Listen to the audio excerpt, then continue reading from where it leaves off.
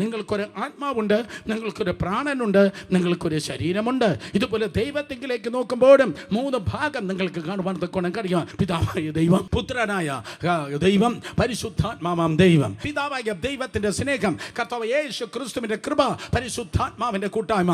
തൃത്വത്തിൽ 3 കാര്യങ്ങളുണ്ട്. നിന്നിൽ 3 കാര്യങ്ങളുണ്ട്. ദേഹം, ദേഹി, ആത്മാവ്.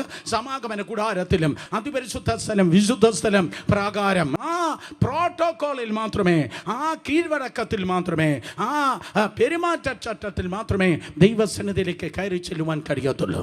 മോശെ, ഞാൻ എൻ്റെ ജനത്തിൻ്റെ മധ്യത്തിൽ ഇറങ്ങി വസിക്കുമ്പോൾ ഈ ജനത്തോട് ഞാൻ സംസാരിപ്പാൻ പോകുന്നു. പക്ഷെ അവിടെ സിസ്റ്റത്തിൽ എനിക്ക് ഇറങ്ങി വരുവാൻ കഴിയത്തില്ല. കാരണം ഞാൻ സ്വർഗീയനായ ദൈവമാണ്. ദൈവം സർവശക്തനാണ്. ദൈവം സർവജ്ഞാനിയാണ്. ദൈവം സർവവ്യാപിയാണ്. ആയിരക്കണക്കിന് വർഷങ്ങൾക്ക് മുമ്പ് ശലോമോൻ ആലയം പണിതിട്ട് ഇവണ്ണം പറഞ്ഞു, സ്വർഗത്തിൽ നീ അടങ്ങാത്തവനാണ്.